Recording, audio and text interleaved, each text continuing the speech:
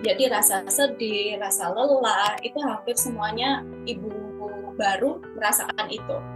Dan itu dianggap wajar apabila bisa menerima kondisi tersebut. Dalam arti adalah memahami bahwa setiap ibu mengalami fase tersebut, gitu. Biasanya hal itu memang akan dirasakan berat-beratnya istilahnya seperti itu, yaitu yang seperti yang tadi saya sampaikan di hari kedua, ketiga, puncaknya di hari ke-10 dan sampai dengan ke-14. Beberapa studi menyebutkan seperti itu. Lalu apabila baby blues ini tidak tertangani dengan semestinya, tidak mendapatkan perlakuan atau bantuan yang cukup baik, itu tentunya akan berlanjut ke fase postpartum depression. Biasanya orang-orang sekitar itu akan cenderung memberikan perhatian lebih itu kepada si bayi ini gitu.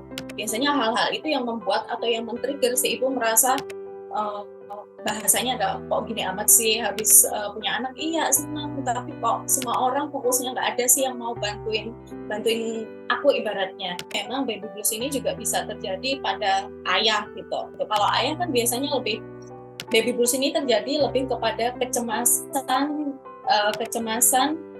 tidak bisa memberikan yang terbaik secara finansial untuk kebutuhan dari si anak dan juga si istri ini.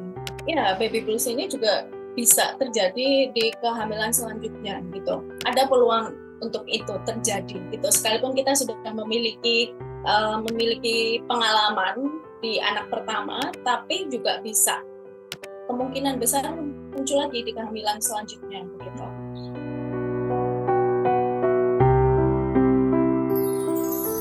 Mother, you had me, I never had you. Oke, sebelum itu saya izin menyampaikan, jadi hari ini kita akan mulai podcast ya, Miss, dan ini panggilannya kepada para pendengar atau listener nantinya itu parents. Ya, nanti Baik. mungkin kita akan sedikit lebih banyak interaksi karena akan didengarkan oleh parents di luar sana. Ya, baik. Ya, baik. Saya izin menyapa parents di luar sana yang apabila saat ini mendengarkan podcast kami yang kedua. Hai good parents, selamat datang di podcast The Good Parenting. Ruang untuk kamu, khususnya parents, mendengarkan ilmu parenting dari narsum kita yang expert di bidangnya nih. Bareng aku, Citra Lindiani, tapi boleh aja disapa dengan Citra atau Cici. Dan partner podcast kita yang luar biasa kali ini, Miss Pinasti Almi, atau boleh aja disapa dengan Miss Almi. Di podcast kali ini, kita akan membahas satu topik nih untuk menilik lebih jauh tentang baby blues, wajar ataukah waspada sih? Gitu.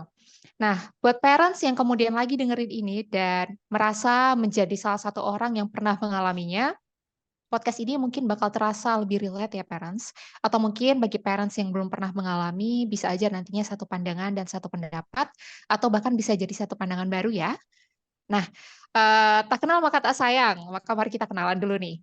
Monggo mungkin dari Miss Almi nanti bisa spill-spill dikit terkait siapa sih sebenarnya beliau ini. Selanjutnya saya persilakan. Ya, baik. Halo, selamat siang parents. Perkenalkan, nama saya Pinasti Almi Kusuma. Background studi saya psikologi. Saya memang memiliki ketertarikan dalam bidang mental health enthusiast. Dan fokus isu saya memang ada pada iman dan seksualitas. Dan saya juga sharing tips tentang parenting khususnya untuk anak-anak special need, yaitu untuk anak ADHD. Karena kebetulan anak saya yang pertama terdiagnosa dengan ADHD. Mungkin itu sedikit banyak tentang gambaran tentang background studi saya, siapa saya, dan fokus isu saya apa. Nah, Iya. sedikit sharing, kebetulan untuk isu ini adalah kali kedua saya diminta untuk berbicara mengenai baby blues seperti itu. Dulu pada saat setelah masa pandemi ya, saya juga diminta untuk mengisi terkait dengan baby blues gitu. Apa yang bisa dilakukan selama masa pandemi? Karena kebetulan pandemi kemarin kan kehamilan juga meningkat begitu, dan juga masih dalam situasi pandemi yang itu juga betul-betul menguras banyak emosi ya, baik itu Yes. secara psikologis dan juga secara fisik begitu. Secara garis besar seperti itu parents. Oke, siap. Perkenalan yang luar biasa ya dari Miss Almi selaku narsum kita siang hari ini. Oke, langsung aja ya Miss ya. Kita bicara mengenai baby blues nih.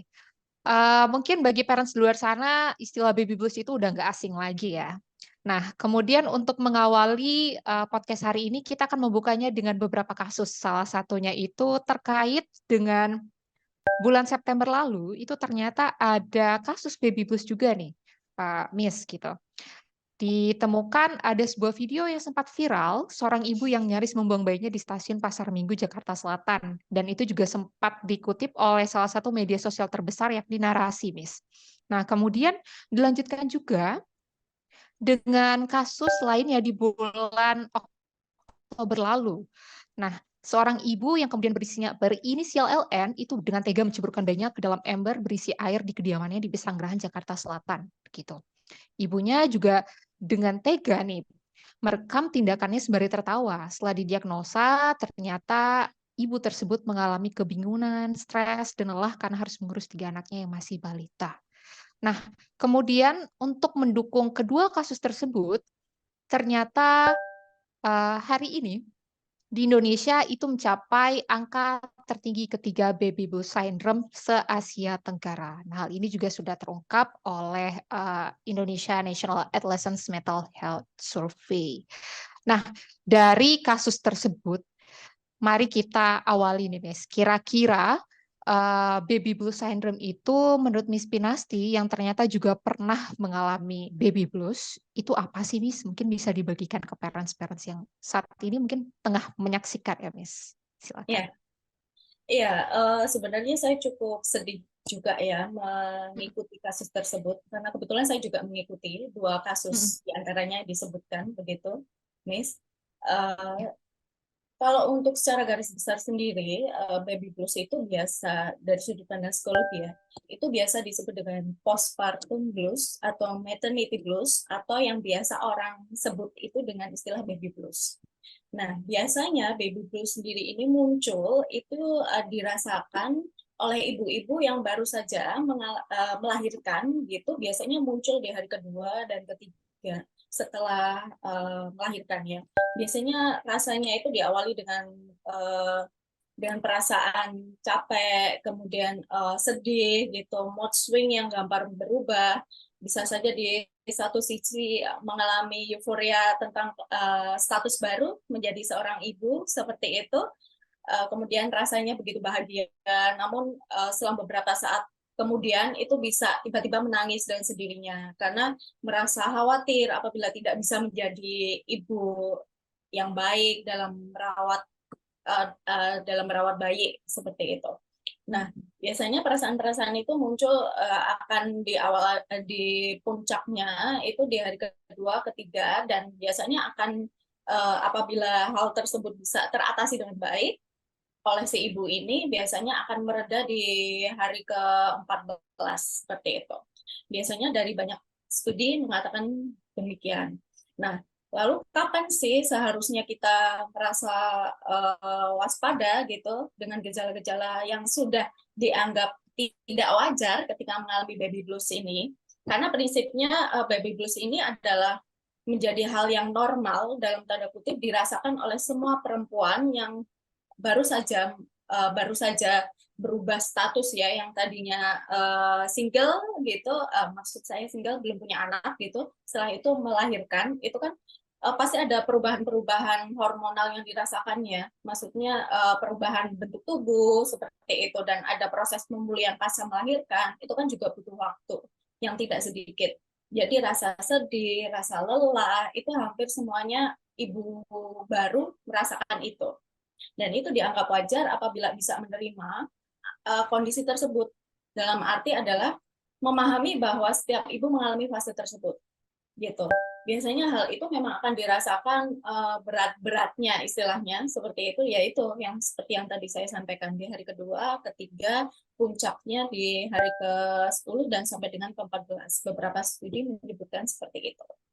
Miss. Oke. Nah, lalu apabila baby blues ini tidak tertangani dengan semestinya, tidak mendapatkan perlakuan atau bantuan yang cukup baik, itu tentunya akan berlanjut ke fase postpartum depression seperti itu. Jadi postpartum depression ini lebih berat fasenya daripada baby blues. Kalau untuk postpartum postpartum depression sendiri ini nantinya si ibu ini akan merasa tidak berdaya, dirinya akan merasa tidak berdaya atau em, merasa dirinya itu sendiri, tidak ada seakan-akan merasa dengan memiliki anak itu dunianya sudah berakhir karena rasa kelelahan yang cukup menumpuk, tidak terselesaikan, dan ada support system yang kurang mendukung, tidak baik. Tentunya hal itu akan berlanjut ke menghayati diri sebagai ibu yang tidak sempurna, merasa tidak berdaya seperti itu. Oke, baik. Oke, baik, Miss. Apa ada lagi? Oh Mungkin iya. itu dari misalnya dulu. Apa sih yang biasa disebut dengan baby blues, dan juga apa sih yang kalau tidak tertangani maka akan berubah menjadi naik fasenya gitu ke postpartum depression. Awalnya begitu. Iya, berarti baby blues ini tingkatan pertama ya, Miss, ya, dari perasaan yang bermacam-macam tadi, mulai dari cemas, letih, lesu, dan kemudian karena fasenya makin berat, kalau seingat saya tadi 14 hari ya, Miss, ya, 10 sampai 14 hari mengalami, baby blues syndrome, kemudian setelah itu baru bisa dikatakan depresi postpartum, begitu, Miss? Iya, betul sekali. Nah, biasanya awal-awal memang si ibu ini maaf ke distract, sepertinya koneksinya agak tidak stabil ini. Tidak apa-apa, Miss. Gambarnya agak ini ya, up and down. Ya, saya lanjutkan. Kalau untuk baby blues ini sendiri, biasanya memang awal-awal merasa seperti itu. Dan perubahan yang paling signifikan adalah mood swing-nya seorang ibu ini. Biasanya hadirnya seorang bayi otomatis akan memberikan atensi ke keluarga, itu lebih besar atensinya itu terhadap si bayi gitu, kehadiran si buah hati ini gitu, yang akan menjadi fokus utama dari semua keluarga. Bahkan bisa jadi keluarga inti pun akan lebih berfokus kepada kehadirnya buah hati. Terlebih jika si buah hati ini adalah anak pertama atau cucu pertama, maksud saya begitu ya. Nah, otomatis perhatian kepada si ibu yang sedang mengalami proses pemulihan pasca melahirkan ini otomatis akan sedikit terabaikan. Biasanya si ibu ini akan merasa diabaikan, atau semua perhatian karena fokus tertuju pada si bayi, si ibu ini merasa diabaikan secara emosional, diabaikan secara physically. Maksudnya ketika dalam proses pemulihan pasti tentu banyak membutuhkan dukungan ya dari lingkungan sekitar. Misalnya saja untuk hanya sekedar membantu untuk menggendongkan, atau si ibu ini ingin beristirahat sebentar, atau ingin pergi ke kamar mandi, atau bahkan ketika sedang menyusui minta tolong untuk diambilkan air, atau ketika sedang menyusui belum sempat untuk makan, seperti itu. Nah, biasanya orang-orang sekitar itu akan cenderung memberikan perhatian lebih itu kepada si bayi ini gitu. Biasanya hal-hal itu yang membuat atau yang men-trigger si ibu merasa bahasanya ada, kok gini amat sih habis punya anak. Iya senang, tapi kok semua orang fokusnya nggak ada sih yang mau bantuin aku ibaratnya. Karena 1 minggu setelah melahirkan itu biasanya si ibu ini sedang adaptasi pemulihan. Pasca melahirkan kan ya sakit ya, maksudnya fisiknya juga masih harus adaptasi, kemudian pola tidurnya juga berantakan seperti itu. Kalau yang melahirkan sesar harus masih adaptasi untuk berjalan, berdiri, berjalan, kemudian berbaring, mengangkat benda beban, itu kan semua proses yang perlu dijalani oleh si ibu gitu. Dan ketika si ibu ini merasa kesulitan dan tidak mampu untuk mengungkapkan bahwa dirinya merasa butuh bantuan dari orang lain, tentunya kan akan dipendam sendiri gitu ya. Nah, kalau fase ini diamnya si ibu ini tidak terselesaikan dengan baik dan terus-menerus berlarut-larut, bahkan apabila lebih dari 1 bulan, tentu saja ini sudah menjadi trigger warning ya. Maksudnya sudah harus suatu kondisi yang harus diwaspadai, dan lingkungan terdekat, support system terdekat itu harus aware dengan kondisi si ibu, karena bisa jadi ini akan berdampak serius terhadap kondisi mental si ibu. Bisa jadi langsung si ibu ini akan berada dalam fase masuk ke postpartum depression tadi. yang bisa saja si ibu ini tanpa disadari itu melakukan tindak kekerasan baik itu verbal maupun secara fisik kepada si bayi ini gitu di luar kemauannya karena kondisi tadi itu karena kan biasanya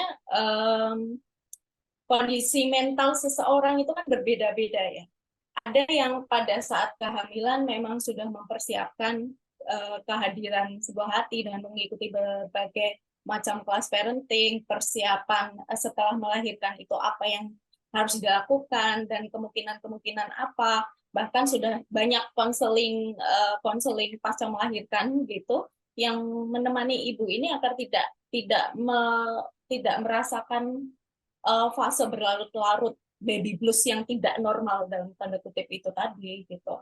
Ada bahkan ada beberapa kasus gitu yang saya temui di ruang konseling gitu untuk yang ibu-ibu baby blues ini yang bahkan yang sudah mengambil kelas pendampingan untuk preventif ya agar tidak mengalami baby blues ini terkadang juga masih mengalami itu dan masih ada struggle-nya sendiri gitu karena memang yang namanya kondisi mental orang itu kan beda-beda kadang ups kadang down terlebih ketika pengaruh hormonal pasca melahirkan ini sedang tinggi-tingginya sedang di minggu-minggu awal 2-3 hari bahkan sebelum 3 minggu itu kan masih mood swing-nya berantakan sekali ya yang tadinya bisa tidur 8 jam sehari yang ini si baby juga masih adaptasi bangun-bangun terus si ibu juga masih harus bangun belajar menyusui, bagaimana menyusui yang baik, belum lagi ditambah apabila ASINya tidak keluar, itu memicu kondisi stres sendiri gitu. Belum lagi ditambah apabila ada komentar-komentar yang tidak baik yang muncul dari lingkungan terdekat, itu akan sangat menambah beban pikiran dari si ibu itu sendiri gitu. Sehingga memicu perasaan lelah tadi mental health-nya jadi terganggu misalnya lelah kemudian sedih merasa tidak dihargai merasa tidak berdaya kemudian support sistemnya tidak membantu gitu kayak dunianya tuh runtuh gitu loh nah jadinya itu mengundang men-trigger si ibu ini untuk selalu menghayati kok ternyata berat ya jadi seorang ibu begini semuanya harus berjuang sendiri gitu. Kira-kira Netting. gambarannya seperti itu. Mm-mm. Ya, benar ya, Miss. Saya sepakat sih sebenarnya. Karena memang di sekitar saya dulu juga pernah ada kasus di mana moms atau ibu-ibu yang kemudian mengalami baby blues dan itu sampai ke tahap postpartum depression gitu loh, Miss. Nah, tetapi tadi kan memang dijelaskan bahwasanya penyebabnya itu kan bisa dari internal sama eksternal nih, Miss. Dampaknya Ya, juga ternyata luar biasa sekali gitu. ya Eh, betul. Nah, menyikapi dampak yang sebenarnya cukup signifikan atau cukup urgent untuk ditangani, sebaiknya gimana sih caranya untuk menangani baby blue syndrome itu sendiri, Miss? Ya, baik. Betul sekali. Memang faktor terjadinya pemicu atau triggernya baby blues itu sendiri selain dari afirmasi diri negatif tadi yang dipandang negatif dari internal faktor yang ada masalah baik fisiologis maupun physically seperti itu, ada juga faktor eksternal. Nah, tentunya yang paling urgent untuk dikomunikasikannya itu adalah kebutuhan tentang diri sendiri gitu. Kebutuhan akan diri sendiri. Jadi ketika si ibu ini merasa sudah tidak mampu untuk melakukan semua rutinitas menjadi ibu baru, itu tidak mengapa untuk mencoba meminta bantuan orang terdekat, komunikasikan perlunya apa gitu, apa yang bisa dibantu gitu dikomunikasikan. Itu yang pertama. Lalu yang kedua adalah yang paling utama bisa mencoba untuk komunikasi dengan suami, dengan pasangan. Komunikasinya adalah dalam bentuk pemulihan recovery karena si ibu baru ini sedang mengalami recovery secara fisik, kira-kira apa sih yang perlu dibantu, disupport dari suami, sampaikan secara jujur dan terbuka dengan suami. Perlunya apa? Misalnya butuh waktu untuk istirahat, itu disampaikan. Contoh sederhana, untuk minggu-minggu pertama itu biasanya ibu akan belajar untuk menyusui dengan baik, mengasihi dengan baik. Entah itu posisi menyusuinya seperti itu atau baru berjuang agar asinya bisa lancar, itu kan butuh effort. Nah, biasanya bisa dikomunikasikan. Misalnya pada saat menyusui sudah selesai, bisa dibangunkan suaminya untuk menggendong, ganti menggendong gitu sampai bayinya nyaman, bisa ditaruh kembali, si ibu juga bisa istirahat. Nanti kan akan bangun lagi. Biasanya kalau bayi baru lahir kan itu kan bangun-bangun terus ya 2 jam, 2 jam, 2 jam, 2 jam sampai subuh. Bahkan ada bayi yang belum 2 jam sudah bangun gitu, entah itu harus ganti popok, entah minta nenen atau entah minta digendong, itu kan masih proses adaptasi juga, dan itu betul-betul uh, menguras tenaga ya, tenaga baik secara fisik maupun secara mental seorang ibu gitu. Jadi mulai bisa komunikasi apa yang perlu dibantu disampaikan secara jujur dan terbuka. Apabila ada support system di dalam rumah tersebut, misalnya ada ART atau ada orang tua atau ada mertua, seperti itu bisa dikomunikasikan tanpa adanya sungkan. Biasanya kan kalau misalnya tinggal dengan mertua, begitu kan ada sungkannya untuk menginformasikan, meminta bantuan gitu. Nah, itu dicoba dikomunikasikan dengan cara komunikasi yang baik, yang santun, perlunya apa, butuhnya apa, seperti itu.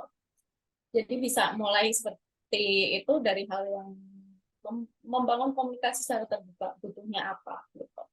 Itu yang bisa dilakukan dari diri sendiri.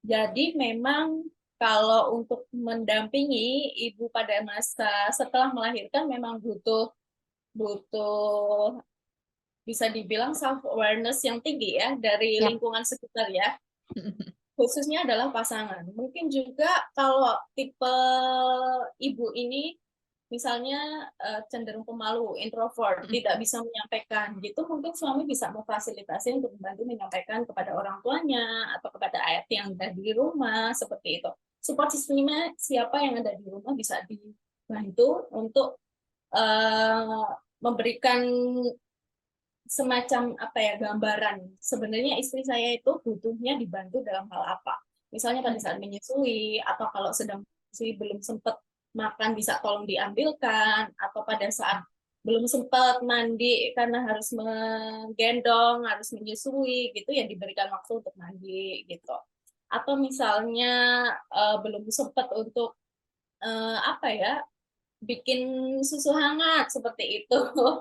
Hal sepele gitu bisa tolong dibantu seperti itu. Jadi kuncinya memang ada pada komunikasi, dan jangan sungkan untuk menerima kondisi diri, menyadari bahwa memang setiap orang, setiap ibu itu pasti akan mengalami fase itu gitu. Menjadi seorang ibu tentunya akan mengalami fase yang namanya baby blues itu tadi, mood swing berubah karena faktor hormonal. Jadi harus menyadari dan menerima. Kalau tidak menyadari dan menerima, tentunya itu akan lebih susah menjalani. Seperti Benar. itu. Benar sekali, Miss. Nah, buat para parents yang kemudian nantinya atau saat ini tengah mendengarkan, pastinya yang paling penting tadi dari Miss Almi itu bahwa yang pertama penerimaan ya, Miss, ya. Kemudian dilanjutkan juga dengan bentuk komunikasi kepada pasangan atau mungkin support system dan orang-orang terdekat. Dan yang paling utama dari itu semua adalah bentuk kontribusi setelah komunikasi. Ya, tentunya setelah berkomunikasi, partisipasi dari pasangan sebagai yang paling dekat dengan moms atau ibu tentunya harus lebih tinggi seperti itu. Kepekaan ya tadi ya, Miss, ya, kalau nggak salah? Ya, betul. Setelah itu baru Self-awareness. realisasi. Iya, benar banget. Iya.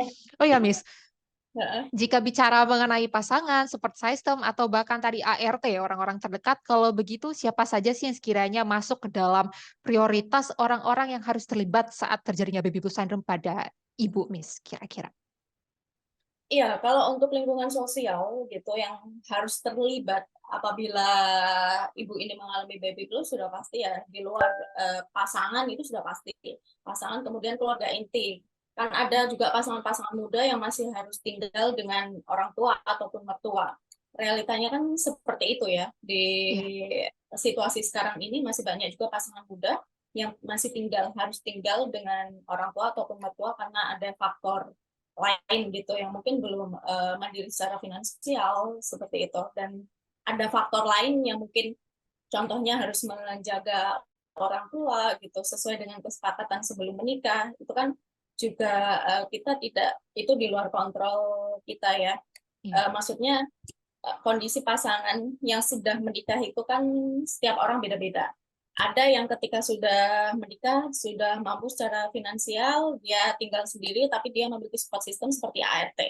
ART yang khusus untuk mengurusi rumah, dan mungkin juga ada babysitter yang membantu khusus untuk mengurus keperluan si baby dan juga si ibu.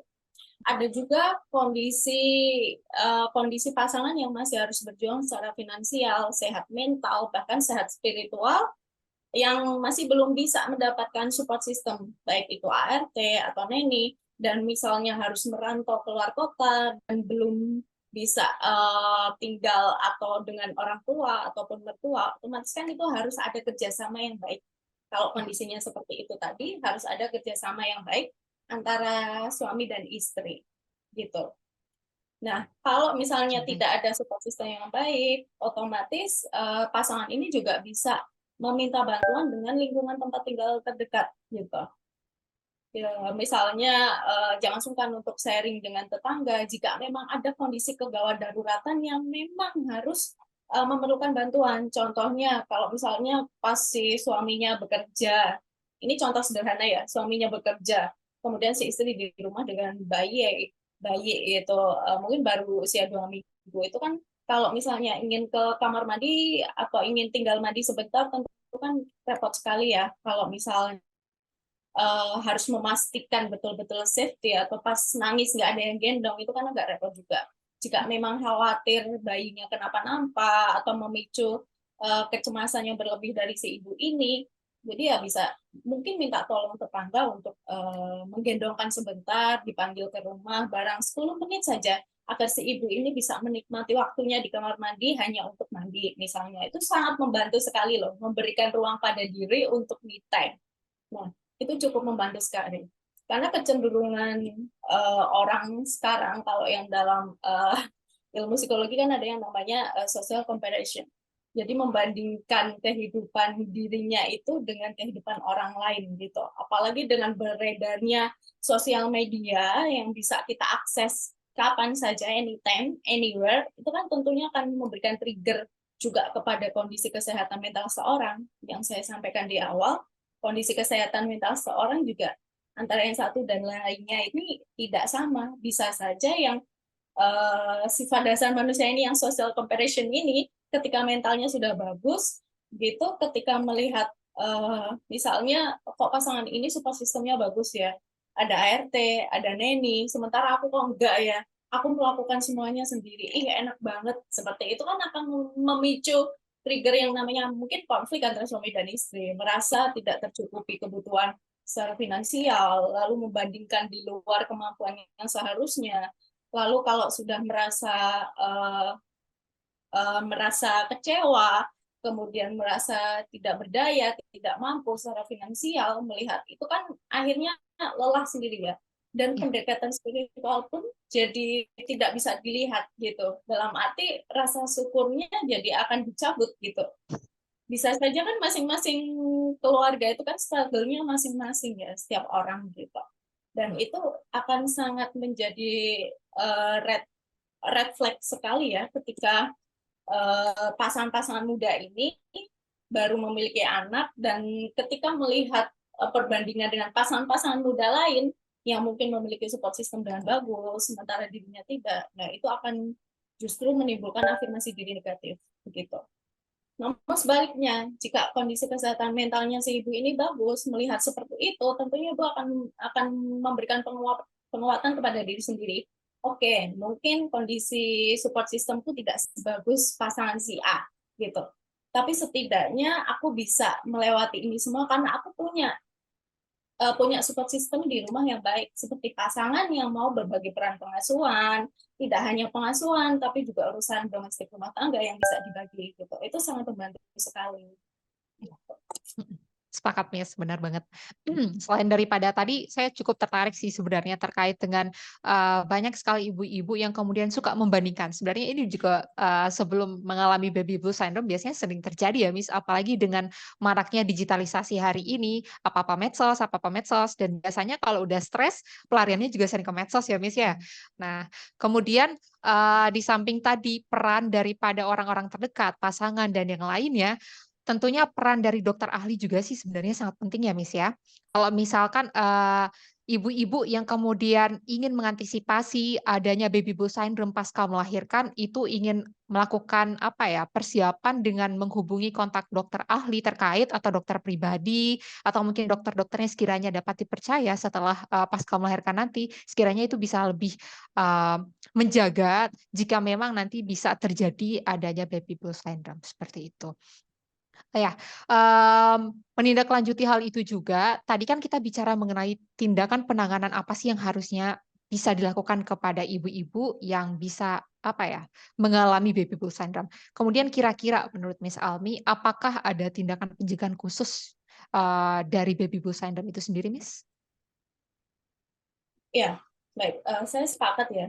Jadi, apabila si ibu ini tidak bisa melewati baby blues dengan baik seperti itu untuk istilahnya mitigasi resiko ya, preventif tindakan yang harus segera diambil agar tidak berlarut-larut fasenya dari baby blues naik ke postpartum depression ini, menghubungi tenaga ahli ya, baik itu dokter spesialis ataupun psikolog maupun psikiater. Nah, yang jadi pertanyaan, biasanya saya sering mendapat pertanyaan begini, terus kalau saya nggak punya uang buat datang ke psikolog gimana?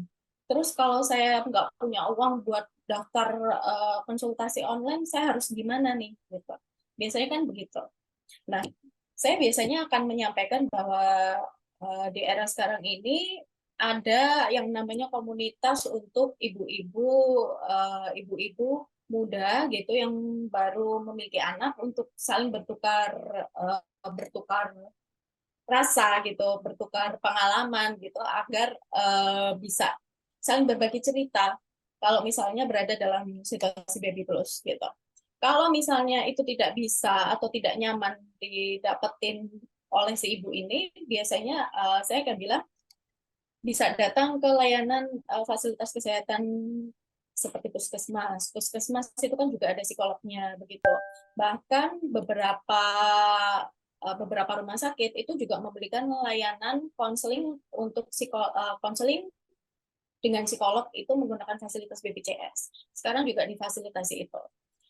Nah, mungkin bisa di situ juga ya, datang menggunakan fasilitas BPJS yang sama.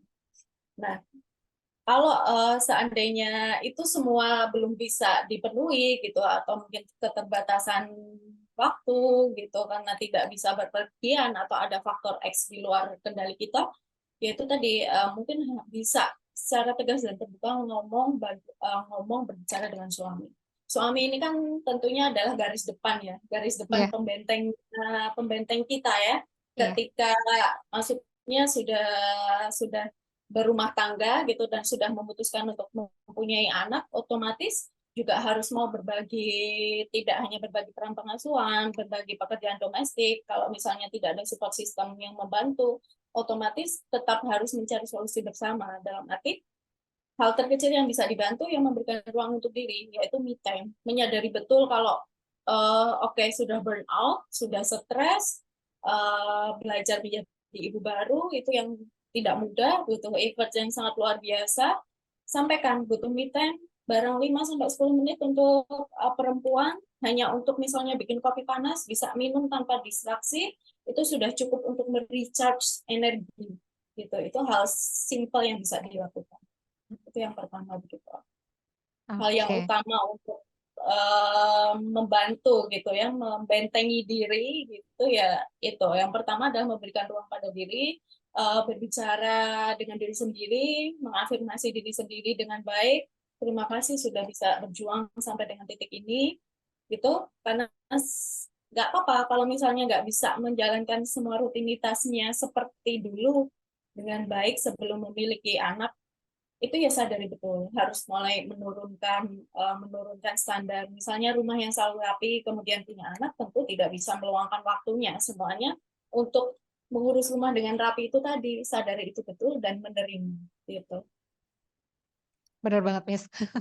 Ternyata ada banyak banget ya tindakan penanganan, kemudian tadi pencegahan, dan kemudian siapa saja sih yang perlu terlibat gitu kan dalam, menangani maupun mencegah baby blues itu sendiri, Miss. Nah, Miss, jika memang sekarang kita fokus pada bagaimana sih sebenarnya, ibu-ibu yang kemudian setelah terdampak baby blues syndrome itu sendiri, kira-kira berapa lama sih waktu terapi atau penanganan bagi ibu-ibu yang mengalami baby blues syndrome, Miss? Ya, biasanya kita pengalaman saya pribadi ya. Kalau kita yang namanya setelah melahirkan, itu kan tentunya ada yang namanya kontrol ya. Kontrol biasanya 1 minggu itu kita sudah kontrol. Kontrol untuk cek fisik. Apakah ada faktor resiko lain setelah si ibu ini melahirkan gitu. Ada cek jahitan pasca melahirkan, kalau yang dijahit, atau kalau yang sesar cek bekas operasi sesarnya, kemudian apa yang dirasakan, seperti itu. Nah, biasanya 1 minggu itu dokter sudah paham. Kan kita kontrolnya ke dokter obgyn ya. Kalau tidak, mungkin ke bidan, itu biasanya akan disampaikan, Ibu ada waktu untuk istirahat tidak? Bagaimana di rumah, ada yang bisa bantu mengurus bayi tidak, agar ibu bisa lebih cepat recovery-nya, pulih secara sempurna gitu setelah melahirkan. Biasanya hal-hal itu ditanyakan oleh dokter gitu, ataupun tenaga kesehatan, tenaga medis lainnya gitu. Dan biasanya dokter juga akan memberikan semacam obat gitu untuk yang misalnya kita masih mengalami sakit. Oh ya dok, masih sakit nih kalau pas nyusuin gitu, dikasih obat pereda nyeri. Biasanya akan seperti itu gitu. Nah, biasanya itu akan berlangsung sekitar 1 minggu pasca kontrol dan 1 bulan gitu untuk melihat. Nah, biasanya 1 bulan ini ibu sudah bisa beradaptasi dengan baik. Tubuhnya sudah bisa beradaptasi dengan baik, dengan rutinitas yang bangun setiap 2 jam sekali sudah bisa terpenuhi, dan ibu sudah bisa sedikit melihat, oh ya ini si baby ini kalau siang jam segini saatnya tidur, saya juga bisa ikut istirahat buat makan, buat mandi, dan buat melakukan aktivitas lain gitu, self care gitu. Nah, biasanya itu ditanyakan dan dilalui oleh ibu-ibu pas melahirkannya itu. Nah, kalau untuk penanganan sendiri, masing-masing orang ini berbeda-beda ya kondisinya. Namun kalau studi itu dari beberapa referensi, dari beberapa literatur, itu memang si ibu ini bisa mengalami, sudah bisa melewati fase baby blues ini, yaitu setelah 14 hari. Itu biasanya sudah selesai. Karena sudah bisa menerima, oke, wajar, semua orang juga mengalami hal ini gitu. Namun apabila sudah dirasa tidak bisa nih, bahkan yang ada sampai ada beberapa kasus gitu yang tidak mau memegang bayinya gitu. Ya. Ada yang ketika anaknya menangis, bayinya menangis, dia ikut tantrum, tertrigger gitu. Menangis juga, atau emosinya meledak-ledak, menyalahkan semua orang. Nah, ini butuh kesadaran juga dari suami gitu. Jangan sampai ketika istrinya mengalami masalah seperti ini, sudah merasa baby blues-nya tidak wajar, suami juga ikut tantrum misalnya, ikut emosi, terpancing emosi, menyalahkan si ibu gitu, dan mengeluarkan kata-kata yang memicu ibu melihat dirinya itu sebagai perempuan yang tidak berdaya lagi gitu. Kok gini amat gitu. Setelah punya anak kok jadi semuanya fokusnya disalahin ke saya gitu. Nah, jangan sampai seperti itu. Sekalipun memang baby blues ini juga bisa terjadi pada ayah gitu. Tapi kan kalau ayah berbeda kondisinya dengan baby blues yang dialami oleh perempuan, si ibu ini. Kalau si ibu kan secara fisiologis dan secara physically itu ada hormon yang melatar belakangi terjadinya itu. Kemudian secara fisik juga belum sembuh total gitu. Kalau ayah kan biasanya lebih, baby blues ini terjadi lebih kepada kecemasan tidak bisa memberikan yang terbaik secara finansial untuk kebutuhan dari si anak dan juga si istri ini. Biasanya data menyebutkan begitu. Lebih kepada kecemasan, tidak bisa mencukupi kebutuhan secara ekonomi dan secara finansial. Oke, baik. Ternyata ada hal menarik ya, Miss, ya. Tadi ada baby blues syndrome yang dialami oleh ayah juga ternyata. Soalnya selama ini sering dengernya baby blues-nya kepada ibu-ibu ya, Miss, ya. Ya, betul, betul. Iya. Tapi memang, cenderung lebih rendah ya tingkat kecemasannya dan yang lainnya daripada ibu-ibu yang biasanya langsung mengalami setelah melahirkan, seperti itu. Dan tadi juga sempat dibahas mengenai pemeriksaan-pemeriksaan ya, Miss. Ternyata memang ada beberapa kali di mana ibu-ibu pasca melahirkan itu memang harus rutin untuk pergi ke dokter untuk memeriksa entah itu hasil jahitan, kemudian, kondisi fisik dan yang lainnya. Ternyata cukup kompleks juga ya, Miss, ya, setelah melahirkan. Betul, Oke, betul. baik. Oke, baik. Ya, Mhm. kalau boleh menambahkan, memang sekarang dewasa ini ya, di era yang serba bisa digitalisasi ini, banyak kelas persiapan ya, kelas Iya, parenting prenatal dan postnatal itu kan banyak sekali dibuka ya untuk mendampingi ibu-ibu ini melewati semua proses menjadi ibu baru, berproses gitu. Dan iya. untuk mengantisipasi baby blues ini sendiri, karena kalau baby blues itu kan rasa wajar yang dialami oleh setiap perempuan yang menjadi ibu. Yang menjadi tidak wajar ketika muncul hal-hal yang tadi kita bahas Mhm. seperti itu. Nah, karena sudah banyak yang bisa difasilitasi lewat online, biasanya juga banyak juga yang mengikuti ibu-ibu kelas ini gitu. Iya iya Bahkan iya. ada Penting kelas. satu kasus yang menarik gitu. Beberapa waktu yang lalu saya baca, ada seorang kasusnya di luar negeri gitu. Ada seorang ibu gitu dengan pasangannya gitu. Ketika memiliki anak yang pertama, si ibu ini mengalami baby blues yang sangat parah gitu.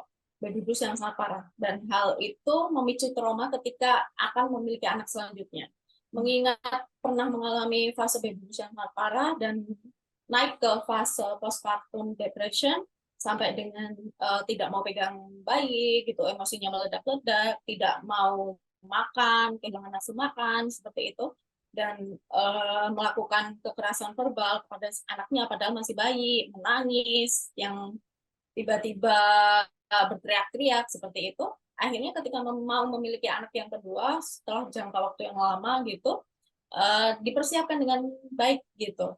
Namun ternyata setelah memiliki anak kedua ini juga mengalami depresi lagi, depresi postpartum. Tidak hanya baby blues, tapi mengalami fase itu, fase postpartum depression. Lalu berakhir dengan si ibu ini melakukan self harassment, tindakan mhm. kekerasan pada diri sendiri dan anak yang mengakibatkan kehilangan nyawa gitu. Setelah ditelisik, ternyata si ibu ini memang termasuk orang yang sangat perfeksionis kepribadiannya gitu. Jadi mulai dari pendidikan gitu, si ibu ini memang lulusan dari kampus ternama terbaik di dunia seperti itu, dan terbiasa melakukan semuanya dengan sangat perfeksionis, baik Iya, itu di dalam pekerjaannya, baik di dalam rumahnya yang tadi saya contoh sederhana, biasa rapi gitu. Kemudian ketika punya anak tidak tidak bisa menerima bahwa tidak rapi. Nah, itu kan juga kalau tidak bisa menerima hal itu terus-menerus dan terlambat untuk menangani karena didukung dengan kepribadian yang sangat perfeksionis, itu kan sangat bahaya juga. Bisa men-trigger seseorang untuk melakukan tindak kekerasan itu tadi. Nah, yang ingin saya sampaikan adalah kondisi kepribadian seseorang dari ibu ini juga sedikit banyak mempengaruhi tingkat baby blues ataupun postpartum depression yang dirasa oleh ibu gitu. Itu tadi. Kan ada mhm, yang orang yang sangat perfeksionis, ada yang mhm. sangat introvert, ada yang extrovert, atau ada yang melankolis seperti itu. Dan itu memang mempengaruhi reaksi baby blues seseorang itu tadi. Mhm Jadi mhm. harus benar-benar ada self awareness dari lingkungan terdekat, khususnya suami. Iya, bener banget nih, sepakat mengenai hal itu.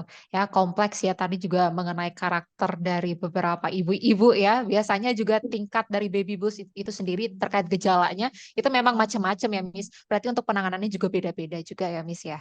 Heeh. Nah, Miss, tadi saya juga tertarik nih, dengan, apa yang disampaikan oleh Miss Almi terkait dengan, ada ibu-ibu yang kemudian merasa cemas apabila saat kehamilan berikutnya itu akan mengalami baby blues syndrome kembali. Nah, kira-kira apakah baby blues syndrome ini hanya bisa terjadi pada kehamilan pertama atau pada kehamilan kedua atau berikutnya, Miss? Ya, baby blues ini juga bisa terjadi di kehamilan selanjutnya gitu. Ada peluang untuk itu terjadi gitu. Sekalipun kita sudah memiliki pengalaman di anak pertama, tapi juga bisa kemungkinan besar muncul lagi di kehamilan selanjutnya begitu. Karena itu tadi tentu ketika pasca melahirkan sudah pasti hormonnya akan berbeda. Otomatis reaksi fisiknya juga berbeda, fisiologisnya dari ibu juga berbeda, sekalipun ada pengalaman. Otomatis ketika kelahiran selanjutnya, itu bisa jadi lingkungan sosialnya juga berbeda. Lingkungan sosial dalam arti adalah mungkin dulu pada saat adiknya lahir belum ada tren A. Nah, pada saat si anak kedua lahir ini ada tren B gitu. Misalnya tren dalam contohnya contoh sederhana dulu kalau zaman dulu itu kan kalau lahir harus pakai bedong ya. Bedong itu gurita ya. Nah, kalau kelahiran sekarang itu kan dokter sangat tidak merekomendasikan menggunakan gurita karena dianggap itu bisa membahayakan adik bayinya ini kesulitan bernafas gitu. Sementara kalau orang zaman dulu kan juga sama, dipakai gurita kemudian dipakai bedong agak kenceng biar kakinya lurus. Ada persepsi seperti itu contohnya. Nah, mungkin saja apabila si ibu ini masih tinggal dengan orang tua ataupun tinggal dengan mertua, hal-hal seperti ini juga akan memicu ya, men-trigger si ibu ini mengalami baby blues gitu. Bisa saja di anak pertama melakukan itu, kemudian setelah si ibu ini belajar lebih banyak lagi, kemudian bisa mengambil sikap atau menentukan pilihan kepada anaknya gitu, ingin merawat dengan cara seperti apa, disesuaikan dengan zamannya. Nah, itu juga bisa memicu kondisi-kondisi lelah mental tadi itu. Gitu. Jadi ada perbandingan antara anak pertama dan anak kedua. Itu bisa memicu juga. Iya, benar-benar. Berarti memang rentan ya, Miss, ya, entah itu kehamilan pertama maupun kehamilan berikutnya itu memang masih rentan untuk, terjadinya baby blues syndrome seperti itu ya. Jadi memang, langkah yang paling efektif sebenarnya preventifnya ya, Miss, ya, pencegahan. Kira-kira mau di-prepare dari kelas prenatal atau apa. Nah, kebetulan juga untuk prepare di The Good Parent ternyata, memiliki beberapa kelas khusus juga nih, Miss, kayak misalkan kelas pregnancy, kemudian, kelas newborn care. Nah, itu mungkin nanti bisa menjadi salah satu rujukan buat ibu-ibu yang saat ini tengah menyaksikan podcast ini, kira-kira nanti tertarik nggak supaya, bisa meminimalisir terjadinya, baby blues syndrome ke depan, atau mungkin bentuk penanganannya mungkin bisa sembari beberapa kali ikut kelas kita, seperti itu.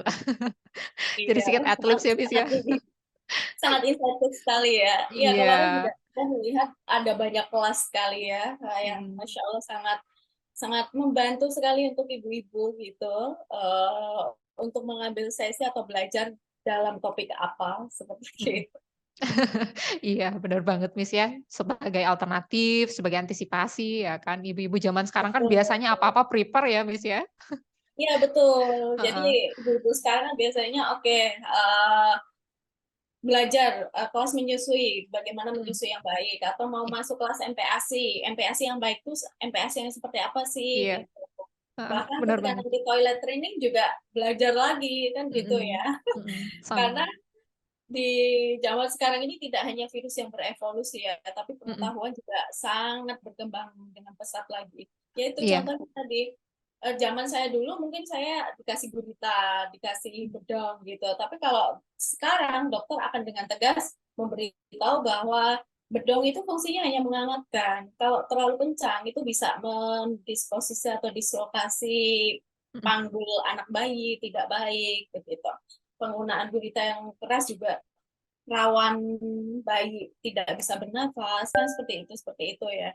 Namun iya, kan harus memahamkan parenting sekarang dengan parenting zaman dulu tradisional yang dilalui oleh orang tua kita itu kan tentu harus dengan cara yang baik ya gitu, harus dengan komunikasi yang baik, yang saling menghargai satu sama lain gitu.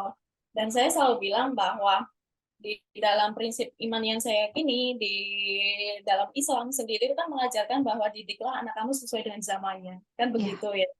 dari dulu memang sudah diberitakan seperti itu, dan di dalam Al-Quran juga dijelaskan gitu ya. Karena kan memang zaman berubah, otomatis orang tua juga harus mau belajar gitu, beradaptasi dengan baik gitu, harus mau terbuka, open minded, tidak selalu merasa dirinya yang benar, paling baik kan begitu. Gitu. Harus memahami gitu. Apalagi kalau untuk membersamai ibu-ibu yang baru masuk menjalani proses sebagai ibu baru, itu kan juga bukan suatu hal yang mudah. Sekalipun sudah dipersiapkan betul-betul nih, sama kayak kita ngerjain soal misalnya matematika gitu. Kalau nggak tahu rumusnya itu kan susah sekali ya. Mau mulai Ya. dari mana kita belum tahu ya. Tapi kalau sudah tahu rumusnya, sudah dipersiapkan dengan baik, minimal sulit, tapi tetap bisa dijalani step by step begitu. Sepakat banget Miss ya. Apalagi terkait dengan statement bahwasanya setiap zaman itu kan beda treatment, dan misalkan generasi baby boomers, oh treatmentnya kayak gini, oh ternyata hari ini generasi alpha nih, oh generasi alpha ternyata treatmentnya seperti ini. Ditambah lagi dengan para tenaga ahli yang kemudian menyarankan, ya dari kita sendiri memang harus open minded. Sepakat banget Miss. Oke, oke Miss Almi, ini sebenarnya masih banyak banget nih yang mau dibicarain bareng Miss Almi. Pembahasannya menarik banget, komprehensif, dan yang pasti parents di luar sana setelah menyaksikan hal ini, insya Allah ya makin teredukasi gitu kan, makin tercerahkan lah ya. Nanti kira-kira wawasan terkait parenting atau penanganan terkait baby blues syndrome itu, oh ternyata seperti ini ya. Kemarin setelah nonton dari podcast bareng Miss Almi seperti itu. Oh, ternyata cara pencegahannya seperti ini ya. Nah, memang menarik sekali. Tapi memang di samping kompleksitas yang terjadi, sepakat nih bareng Miss Almi bahwasanya semuanya harus step by step, semuanya harus diterima dengan baik dulu, baru setelah itu bisa ditangani dengan baik. Oke, terima kasih banyak ya Miss Almi ya. Nanti kita pasti ketemu lagi di podcast berikutnya, dan tentunya buat parents di luar sana, kita ucapin terima kasih bagi siapapun yang mendengarkan, dan memang jika ingin mendengarkan kembali, boleh nanti main lagi nih ke Reels The Good Parent untuk menyaksikan podcast ini, seperti itu. Oke, mohon maaf juga apabila terdapat kesalahan, baik dalam tutur kata, perbuatan, selama terjalaninya podcast ini. Kita ketemu lagi di podcast berikutnya. Semoga sehat selalu untuk semua. Dan terima kasih juga untuk Miss Almi. Kita tutup podcast kali ini. Kita tutup podcast kali ini. Sampai jumpa kembali. Ya, terima kasih.